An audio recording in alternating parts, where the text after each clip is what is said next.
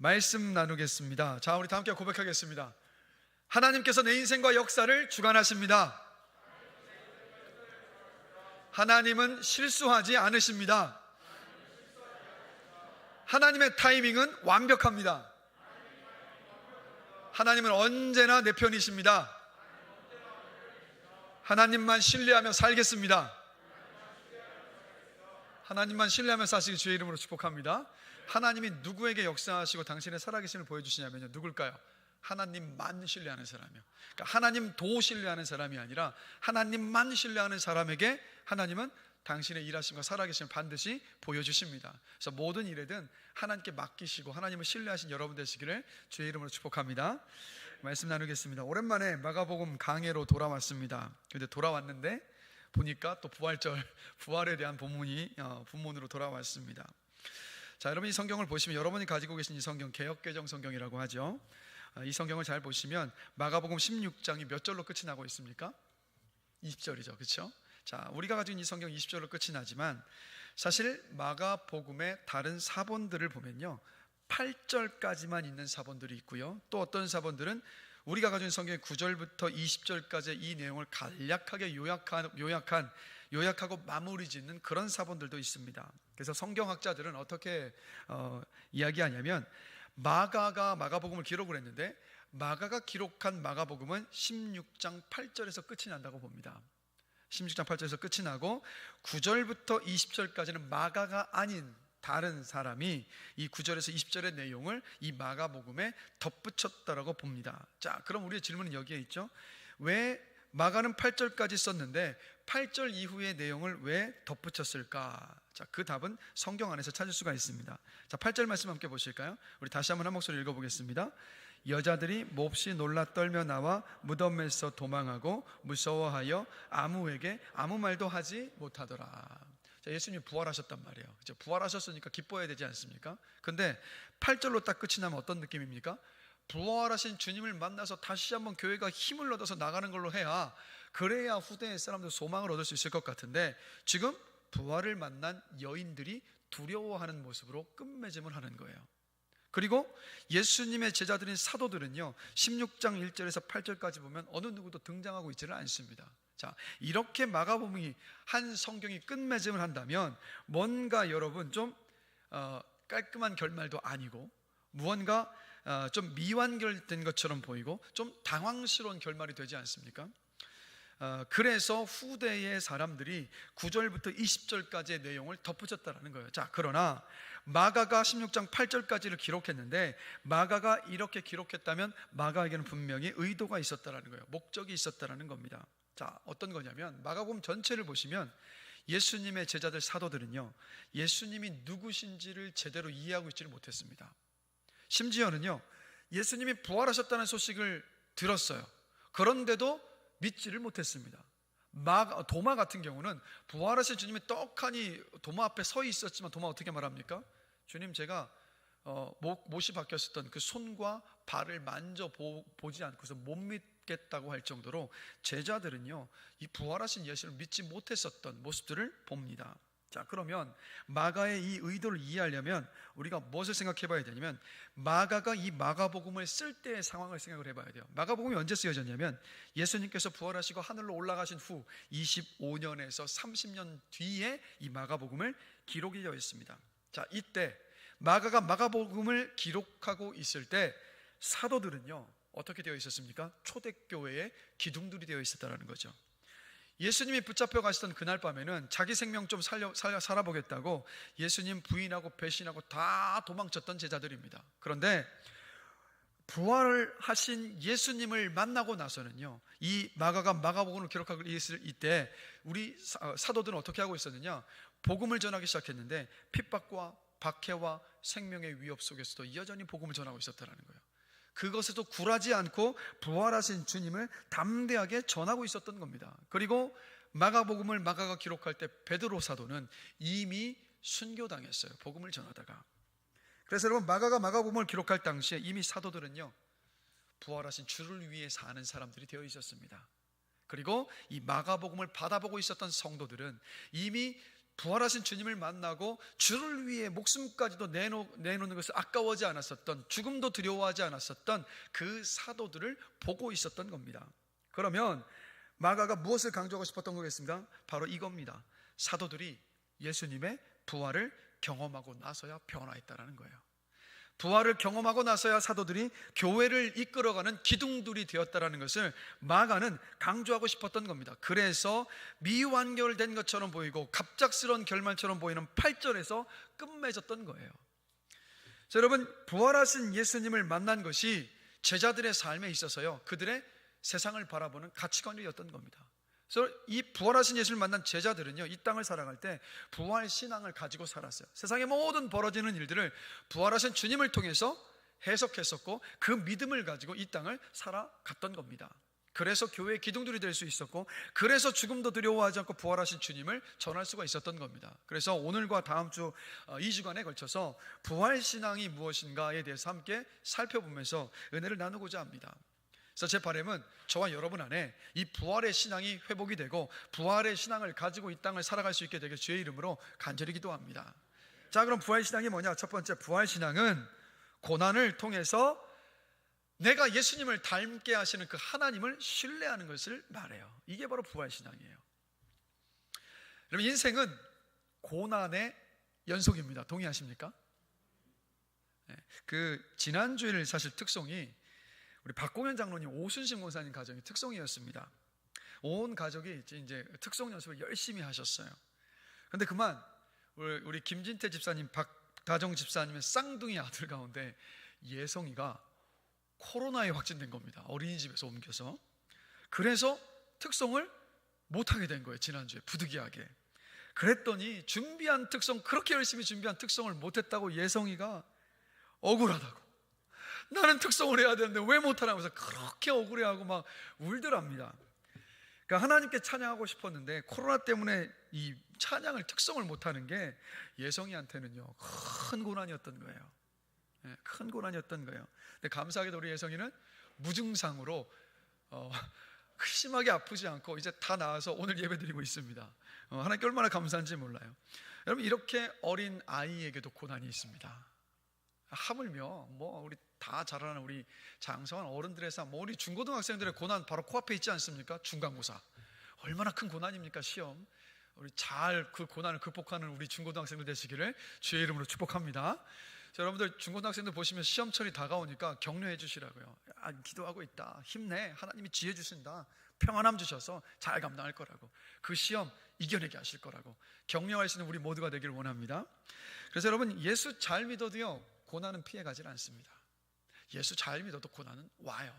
인생은 고난의 연속입니다. 그래서 고난에는 내 죄로 인한 고난이 있고요, 다른 사람의 죄와 악으로 인한 고난이 있고, 구속을 기다리고 있는 이 세상의 악 때문에 당하는 고난들이 있습니다. 근데 어떤 이유이든 고난이 닥쳐오면 힘들어요. 왜 힘듭니까? 우리가 이런 질문을 던지거든요. 왜 고난을 나에게 주십니까? 라는 질문 때문에. 이 왜라는 질문이 고난을 힘들게 만들어요. 그래서 내 죄와 잘못으로 인한 고난이면 왜라는 질문에 답을 아니까 괜찮을 것 같죠? 괜찮으시던가요? 괜찮지 않습니다. 내 실수와 잘못으로 인한 고난이어서 그래 마땅하지라고도 생각하다가도 우리 마음 안에 이런 생각이 들지 않습니까? 하나님, 왜 제가 그 실수와 잘못하는 거 막아주지 않으셨습니까? 왜 막아주시지 않으셨어요? 그래서 왜 이렇게 힘들게 하시는 거냐고 우리는 또다시 왜라는 질문을 던진다라는 거죠. 그런데 왜 이런 고난을 주십니까? 이 질문에 좀 더 근원적인 그 밑바닥에 깔려있는 우리의 질문은 뭐냐면 이 질문이에요. 왜 나만 고난을 겪어야 합니까? 한번 돌아보세요. 여러분, 고난의 때를 지나갈 때마다 꼭 그런 생각 들지 않습니까? 나만 겪는 고난인 것 같잖아요. 나만 힘든 것 같지 않습니까? 세상 사람 다 편해 보이는데 나만 힘들고 나만 그렇게 버려두신 것 같은 것, 그래서 고난이 힘든데, 근데 한번 질문 드리고 싶어요. 정말 고난은 나만 겪고 있는 고난입니까? 아니에요. 여러분, 고난은 나만 겪는 고난이 아니에요. 하나님의 아들이신 예수님 이 땅에 오셨습니다. 근데 십자가를 지실 때 배신, 비아냥거림, 조롱, 수치, 억울함, 죽음의 공포, 실패의 두려움, 굶주림, 육체의 고통, 이별의 아픔, 버림받는 고통, 그냥 모든 인간이 다 겪을 수 있는 그 모든 고통과 고난 우리 예수님께서 다 받으셨습니다. 근데 이 예수님이 누구시라고요? 만물을 창조하신 하나님의 아들. 즉 무슨 말이냐면 예수님은 하나님이셨단 말이에요. 근데 이 하나님도 이 고난을 받으셨는데 저와 여러분들이 고난을 받지 말아야 할 이유가 있습니까? 여러분 기억하세요. 고난은 나만 겪는 고난이 아니에요. 주님도 고난을 겪으셨고 모든 사람이 고난을 겪습니다. 모든 사람이 고난을 겪어요. 그래서 이런 찬양이 있지 않습니까? 왜 나만 겪는 고난이냐고 불평하지 마세요라는 찬양이 있잖아요. 여러분 기억하십시오. 고난이 다가올 때마다, 나만 겪는 고난이라는 생각이 들 때마다, 아니다, 나만 겪는 고난이 아니라 우리 주님도 고난 겪으셨다, 다른 사람들도 고난 겪는다라고 그것을 기억하시면서 고난 속에서 너무 심하게 방황하지 않게 되시길 주의 이름으로 간절히 기도합니다. 그러니까 이 부활신앙으로 살았던 이 사도들은요, 이 고난에 대하여서 조금 전에 말씀드렸던 나만 겪는 고난이 아니다라는 것 사도들도 알고 있었습니다. 그런데 이것을 넘어서서 고난에 대해서 이렇게 고백을 합니다. 로마서 8장 18절입니다. 자, 함께 한 목소리를 읽겠습니다. 생각하건대 현재의 고난은 장차 우리에게 나타날 영광과 비교할 수 없도다. 아멘. 자, 고난을 무엇과 함께 말하고 있습니까? 사도 바울이 영광과 함께 말하고 있잖아요. 이 말은 뭐냐면 고난과 영광이 연관이 있다라는 거죠. 자, 로마서 8장 17절 또 보실까요? 함께 한 목소리를 읽겠습니다. 자녀이면 또한 상속자 곧 하나님의 상속자요 그리스도와 함께한 상속자니 우리가 그와 함께 영광을 받기 위하여 고난도 함께 받아야 할 것이니라. 아멘. 자, 이제 또 뭐라고 고백합니까? 고난을 영광의 밑거름으로 지금 고백하고 있잖아요. 그러니까 영광을 받으려면 반드시 고난이 있어야 한다라고 말하고 있습니다. 자, 그럼 우리의 질문은 여기에 있어요. 이 사도들이 이야기하고 있었던 영광이 도대체 어떤 영광이냐라는 거예요. 자, 에베소서 1장 4절과 5절 함께 보실까요? 오늘은 여러분 말씀 구절을 많이 보니까 여러분 졸지 마시고 정신 바짝 차리셔야 됩니다. 말씀 하나 잘 보셔야 돼요. 자, 에베소서 1장 4절 5절 함께 한 목소리를 읽겠습니다.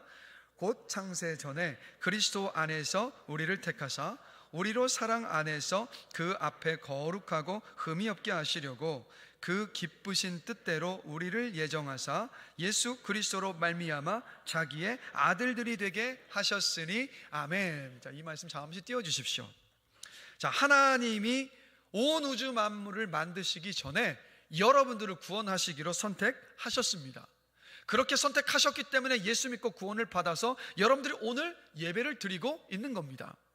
그런데 하나님이 왜 창세전에 여러분들을 구원하시기로 선택하셨을까요, 여러분? 그 이유가 뭐냐? 이 말씀 속에서 분명히 말씀하고 있죠. 뭐라고 말씀하십니까?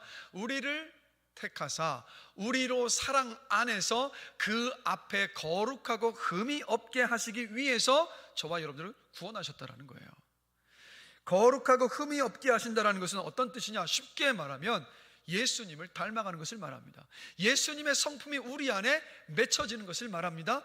여러분들이 우리가 작은 예수가 되어가는 것을 말해요. 그래서 여러분, 우리가 받게 될 영광은 어떤 영광이냐면 예수님처럼 거룩하고 흠이 없게 되는 영광입니다. 바로 그 영광이에요. 여러분, 잘생기셨어요, 너무 아름다우세요, 동안이세요, 그 나이처럼 안 보이시는 것 같아요, 이런 얘기 들으면 기쁘세요? 화가 나세요? 대답을 안 하시고 화가 나십니까? 아니면 잘생겼다는 얘기, 예쁘다는 얘기, 동안이라는 얘기 들어서 뭐 기분 나쁠 사람이 어디에 있습니까? 다 좋아하지 않습니까? 근데 여러분, 이런 칭찬이 영원하지는 않잖아요. 그렇죠? 왜 그렇습니까? 나이가 들어가면 외모의 평준화가 이루어지니까. 그렇죠? 나이가 들어가면 외모의 평준화가 이루어진단 말이에요. 다 똑같아요. 이제는 나이가 들면. 저도요, 한때는 벌써 웃으세요. 무슨 얘기를 한다고. 저도 한때는 동안이라는 얘기 많이 들었습니다. 목사님 동안이세요? 그렇죠, 제가 좀 동안이죠, 막 기뻐했는데 요즘은 어떨까요? 동안이라는 얘기 한 번도 들어본 적이 없어요. 이런 얘기 들었습니다. 어머, 목사님 가까이서 보니까 주름이 자글자글 하시네요. 굳이 말씀 안 해주셔도 아는데 또 확인시켜 주시더라고. 그러니까 이런 칭찬들, 세상의 칭찬들은 여러분 영원하지 않아요. 그죠? 금방 사라져 버리는데, 여러분 이런 칭찬에 비할 수 없는 칭찬이 하나가 있어요. 이거예요. 와, 예수님 닮으신 것 같아요. 와, 성도님을 보니까 예수님 보는 것 같아요. 야, 이 칭찬이요, 얼마나 영광된 칭찬입니까 여러분? 이런 말이 있어요. 국어를 배우면 주제를 알아야 되고 수학을 배우면 분수를 알아야 된다는 말이 있어요. 여러분, 우리가 어떤 존재들입니까? 죄와 실수로 매일 넘어지고 우리 내면 안에 시기와 질투와 욕심 때문에 수도 없이 나를 힘들게 만들면서 동시에 내 주변의 사람들에게 상처와 아픔을 주는 존재가 바로 나 아닙니까 여러분? 그런데 그런 우리가 창세전에 우리를 택하신 하나님께서 우리를 구원해 주신 다음에 예수님을 닮아가게 하는, 그래서 우리가 예수님을 닮아가고 있다는 이 칭찬을 우리가 받을 때 여러분, 이게 얼마나 기쁘고 얼마나 영광된 여러분 칭찬입니까? 그래서 저는 목사로서 설교자라는 목사, 목회자라는 목사라는 칭찬보다요, 예수 닮은 목사라는 칭찬 정말 받고 싶어요. 그러니까 주님 앞에 설 때까지 정말 그런 칭찬을 제가 받게 되었으면 좋겠어요. 여러분들도 그런 칭찬들을 소망하시고 그런 칭찬을 받게 되시길 주님의 이름으로 축복합니다. 얼마나 영광된 축복입니까? 그래서 우리가 받게 될 영광은 어떤 영광이냐? 거룩하고 흠이 없게 되는 영광, 작은 예수가 되는 영광, 예수의 성품이 우리 안에 맺혀지는 그 영광, 죄를 담던 연약한 그릇이 선하고 아름다우신 예수님의 모습을 담는 그릇이 되는 그 영광, 그게 하나님께서 우리에게 주실 영광이라는 겁니다. 그래서 하나님은 지금도, 여러분 기억하세요, 우리 안에 선하신 뜻을 시작하신 그 하나님은 지금 이 순간에도 그 선하신 뜻, 즉 영광의 자리까지 이뤄가신 그 일을 지금도 하고 계시다라는 겁니다. 그런데 하나님이 이 뜻을 이루어 가시는데 무엇을 사용하시냐면 고난을 사용하신다라는 거예요.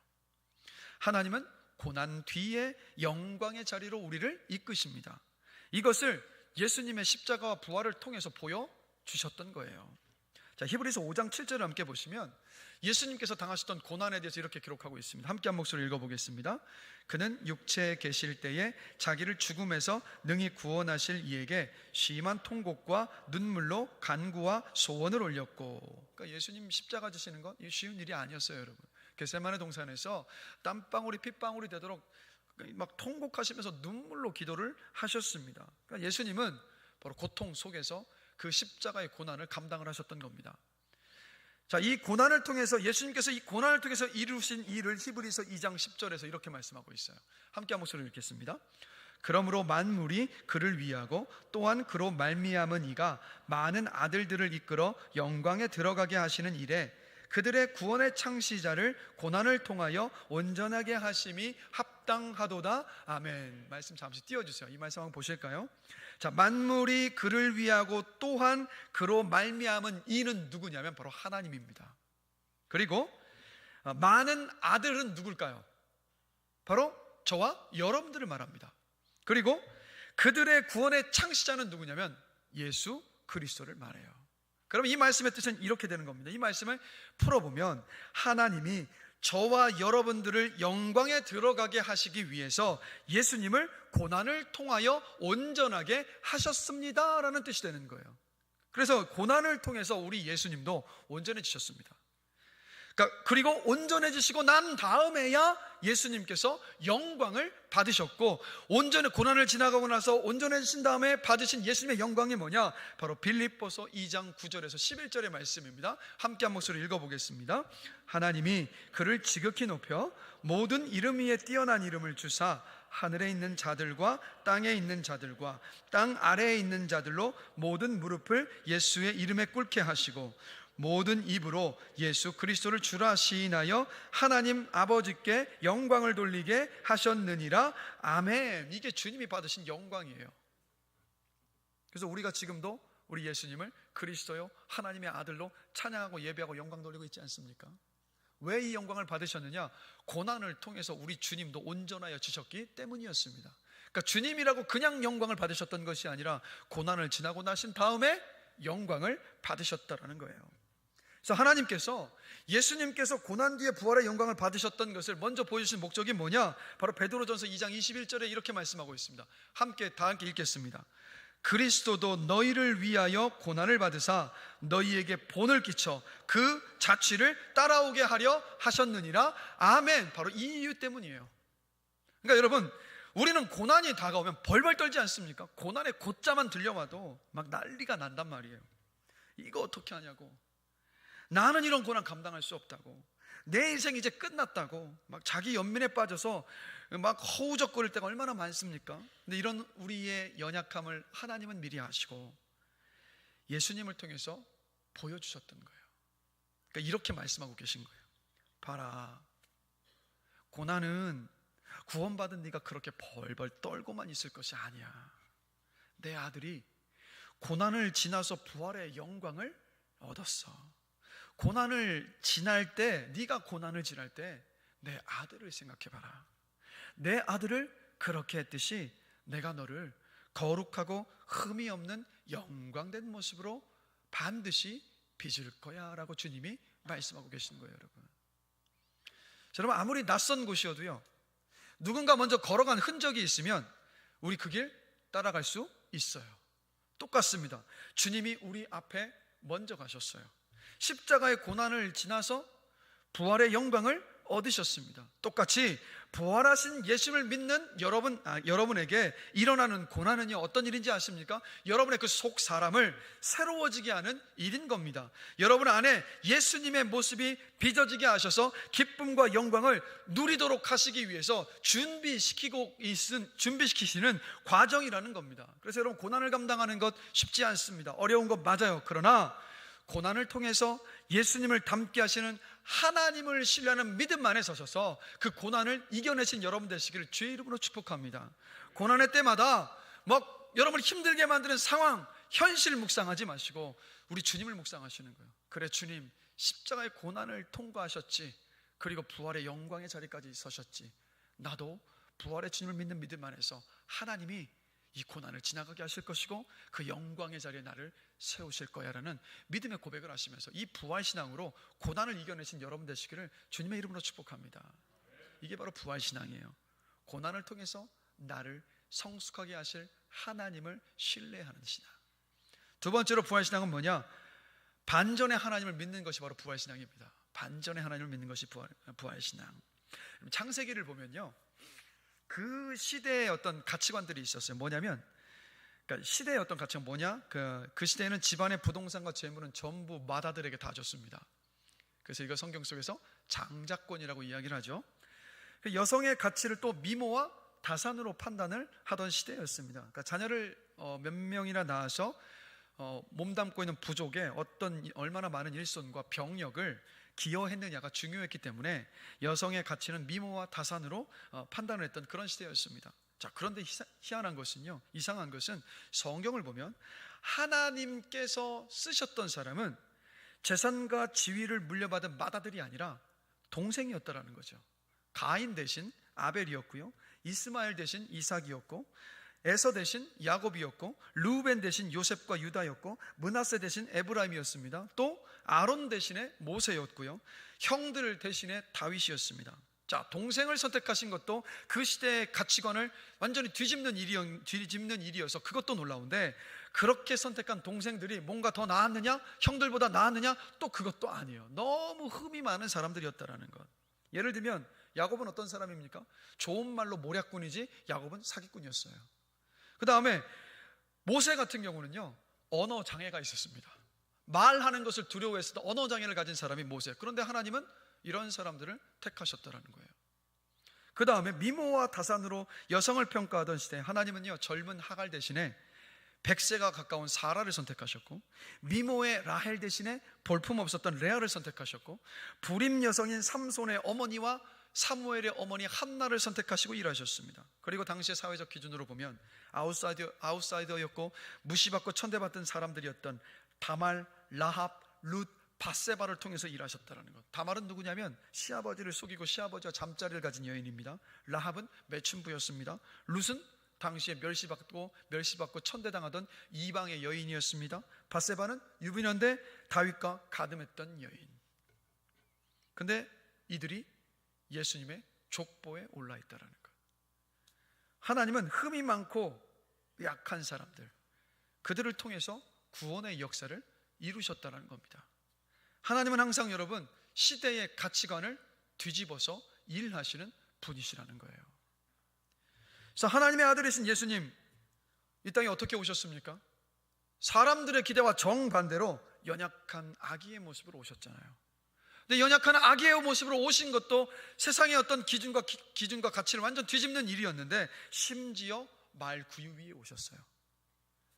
그리고 가난한 목수의 아들로 자라나셨습니다. 그래서 예수님께서 장성하신 후에 공생의 사역을 시작하실 때 예루살렘 성에 들어갈 때 많은 사람들이 예수님을 환호했죠. 왜 환호했습니까? 이제 예수님이 왕좌에 높이 들리실 것이라고 생각하면서 그들의 생각과 그들의 가치관을 가지고 박수치며 환호했습니다. 그런데 그들의 기대와 또 환호와는 정반대로 예수님이 이렇게 말씀하셨어요. 요한복음 3장 14절 15절입니다. 함께 한 목소리를 읽겠습니다. 모세가 광야에서 뱀을 든 것 같이 인자도 들려야 하리니.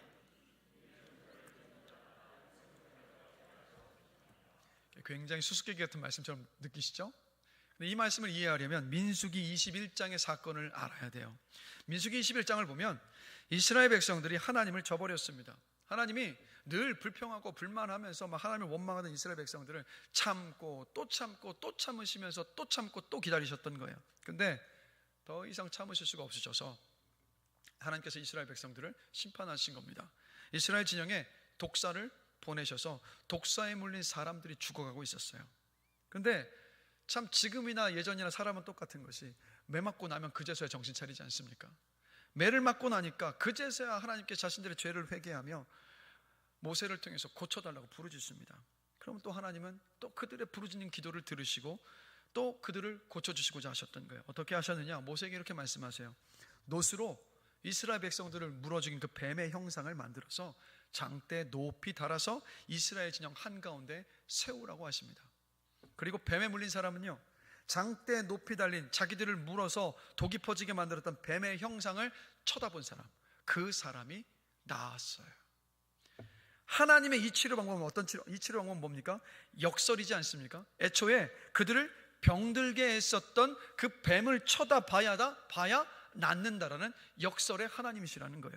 자, 이 사건이 의미하는 것이 뭐냐면 하나님은요, 죽음의 저주를 그냥 제거하지 않으시고 죽음의 저주를 통해서 해결하신다는 거예요. 쉽게 말씀드리면 예수님이 뱀의 장대에 들린 것 같이 자신도 십자가에 들려야 한다라고 말씀하시지 않으셨습니까? 자, 고린도후서 5장 21절을 보면 하나님이 예수님을 죄로 삼으셨다라고 말씀하고 있어요. 그리고 갈라디아서 3장 13절을 보면 그리스도께서 우리를 위하여 저주를 받은 바 되사 우리를 속량하셨다라고 말씀하고 있습니다. 자, 이게 무슨 말입니까? 이런 죄의 삭은 죽음입니다. 죄가 우리를 멸망시키기 때문에 그것을 해결하시기 위해서, 죄로 인해서 멸망당하는 우리를 구원하시기 위해서 예수님이 어떻게 하셨습니까? 예수님께서 십자가 위에서 죄가 되셨어요.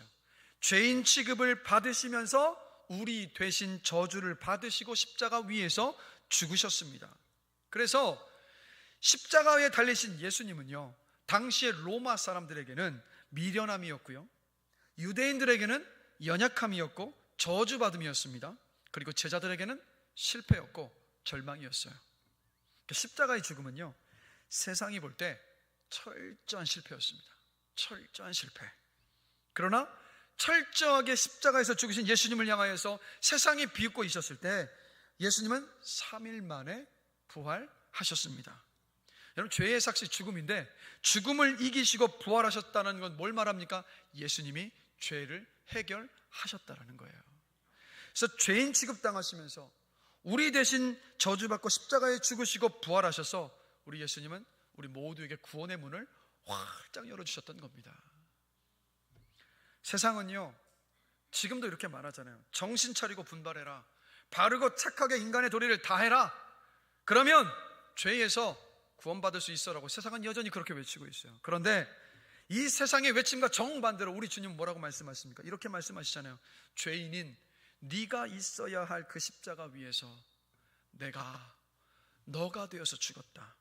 그리고 3일 만에 나는 죽음을 이기고 부활했다. 그리고 너를 향한 구원의 문을 활짝 열었다. 네가 애쓰고 노력하고 도덕적으로 살아야 구원받을 수 있는 것이 아니라 십자가에서 내가 너가 되어서 죽고 내가 3일 만에 부활했음을 믿을 때 너는 구원받을 수 있단다.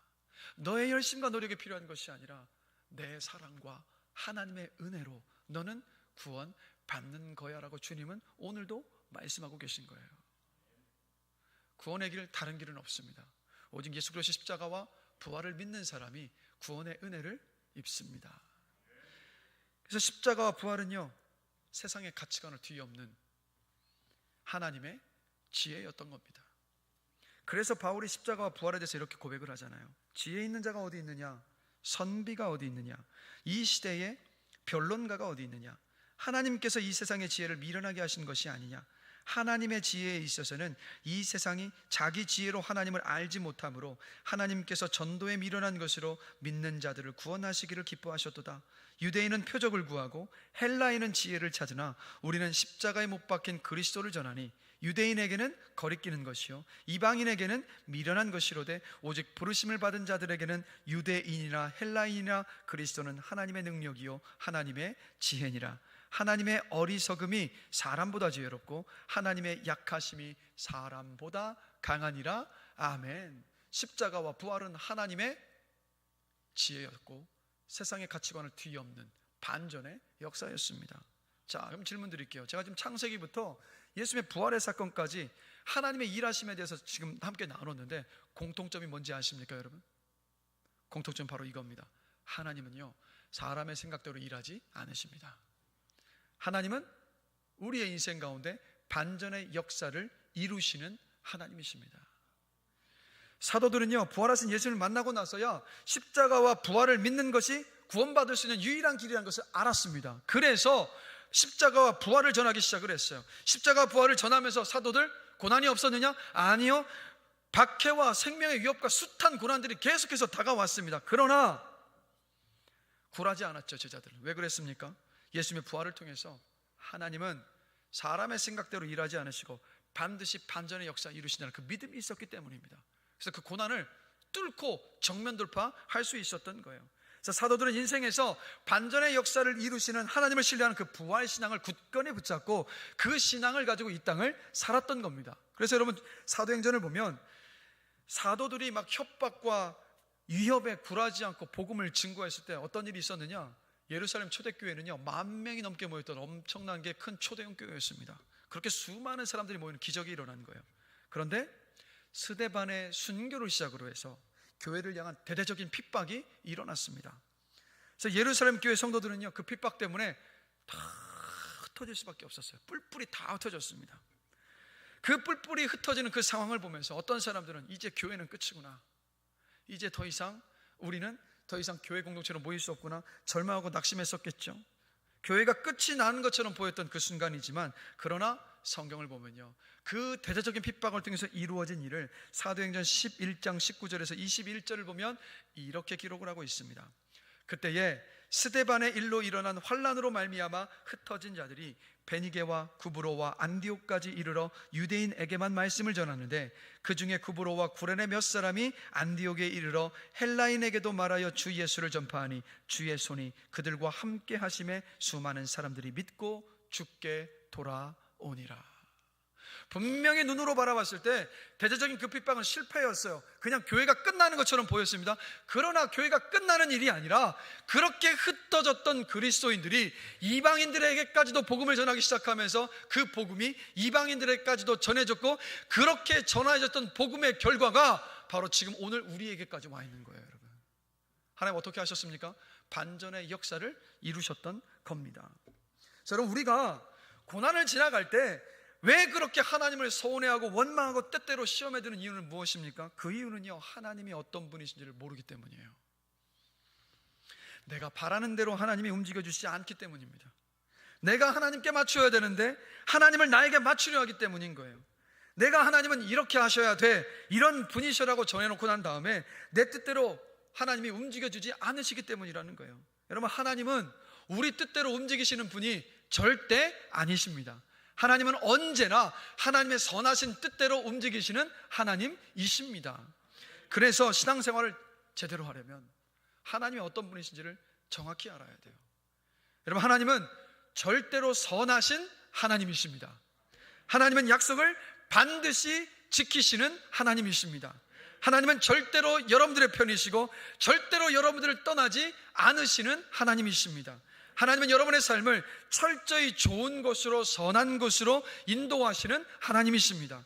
하나님께서 우리 인생 가운데 허락하신 모든 상황은요, 나에게 유익한 것이기 때문에 허락하신 것입니다. 하나님은 우리의 실패와 악까지도 선으로 이루시는 반전의 하나님이십니다. 하나님은 예수님의 부활을 통해서 나는 반전의 하나님이다라는 것을 분명히 보여주셨어요. 그래서 이렇게 하나님을 제대로 알고 믿으면 고난 중에 하나님을 서운해하면서 하나님 원망하거나 하나님 시험에 들어서 흔들리지 않을 수 있습니다.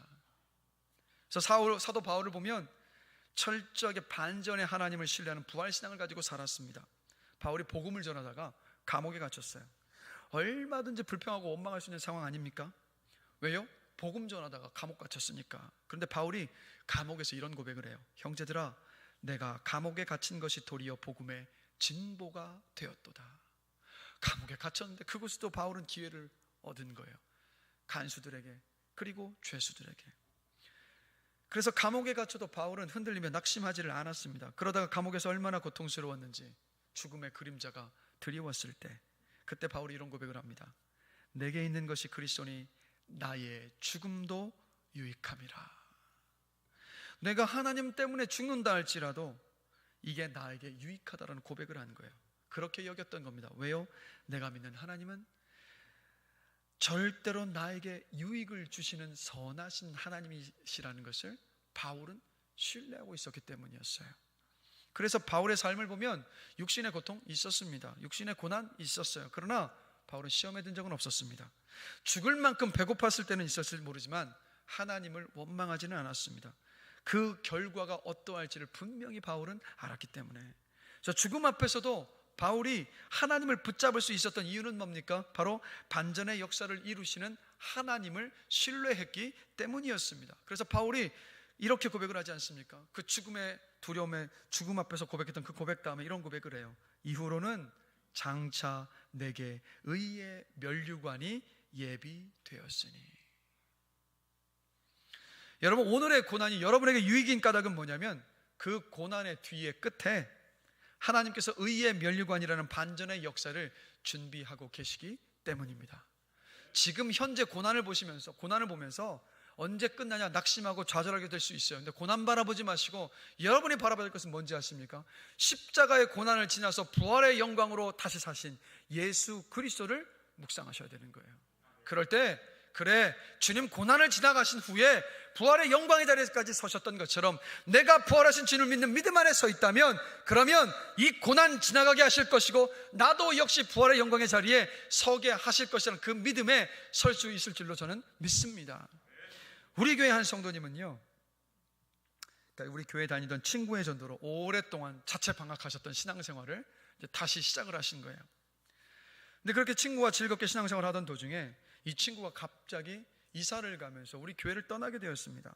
아직 믿음이 견고하지 못한 시기였는데 갑작스러운 이 소식 때문에 마음 안에 내가 이 교회에서 신앙생활을 잘 할 수 있을까 염려가 다가왔고, 또 친구가 없는 그 외로움도 많이 느끼게 되었습니다. 그래서 친구가 이사 간 다음에 일부 예배를 아침에 드리고 난 다음에 친구가 섬기는 교회에 가서 그 친구와 함께 예배를 드리신 거예요. 그래서 한동안 이렇게 신앙생활을 하셨던 겁니다. 그러다 어느 순간 마음 안에 내가 이렇게 신앙생활해서는 안 되겠다, 이 효민교회에 어떻게 해서든 적응을 하자라는 마음이 갑자기 든 거예요. 누가 주신 마음이겠습니까? 이 성도님 안에 있는 성령이 주시는 마음이었던 거예요. 그래서 그때부터 친구가 섬기는 교회를 찾아가지 않으시고 우리 교회에서 신앙의 뿌리를 내리기 위해서 애를 노력하시기 시작한 거예요. 그래서 몇 년의 시간 동안에요, 하나님 어떻게 하셨냐면 믿음의 동역자를 이 성도님에게 붙여주셨습니다. 그리고 양육과 훈련도 받게 하셨어요. 친구를 의지하던 이 성도님, 지금은요 목자가 되셔서 다른 성도들을 끌어주고 밀어주고 땡겨주고 계시다라는 것. 여러분, 그렇게 연약했던 이 성도님에게 하나님 어떤 역사를 이루신 겁니까? 반전의 역사를 일으키셨다라는 것. 비단 이 성도님에게만 그런 반전의 역사를 일으키셨습니까? 잠깐 한번 돌아보십시오. 여러분의 인생에 고난의 때마다 얼마나 많은 하나님의 반전의 일하심이 있었습니까? 우리가 쉬이 잊어버리는 것이 문제지, 하나님은 반전의 역사를 끊임없이 우리의 인생 가운데 보여주셨고 지금도 보여주실 것이고 앞으로도 보여주시고 일하실 것을 저는 확신합니다. 우리 하나님은 반전의 역사를 이루시는 하나님, 세상의 가치관을 뒤집어서 일하시는 하나님이십니다. 예수님의 십자가 부활을 믿는 사람에게 여러분 성령을 선물로 주셨습니다. 성령이 우리 안에 계시다는 것은 어떤 뜻입니까? 부활하신 주님이 우리와 함께 하고 계시다라는 거예요. 우리는 성령을 통해서 예수님과 그래서 연합되어 있습니다. 그렇기 때문에 예수님께 일어난 부활은요, 바로 우리의 일이 됩니다. 하나님이 십자가의 죽음 뒤에 부활의 반전의 역사를 이루셨던 것처럼 여러분의 삶 가운데 고난이 있습니까? 고통의 때를 지나가시고 계십니까? 반드시 그 때를 지나고 난 이후에 영광의 자리에 여러분을 세우실 줄로 저는 확신합니다. 이 믿음으로 살아가신 여러분 되시길 주님의 이름으로 간절히 축원합니다. 자, 말씀을 마무리하겠습니다. 부활신앙은 뭡니까?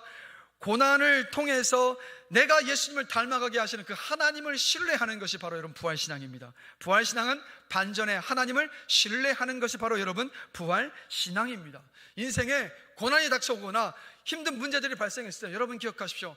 문제와 고난을 묵상하지 마세요. 왜 문제이고 왜 고난입니까? 내가 감당할 수 없기 때문에 문제이고 내가 이겨낼 수 없기 때문에 고난인 것 아니겠습니까? 그러하기에 고난과 문제를 묵상하면 묵상할수록 우리는 더 좌절하고 낙심하고 낭망할 수밖에 없어요. 그럴 때 여러분의 마음을 의적으로 돌이키셔서 부활하신 주님을 묵상하십시오.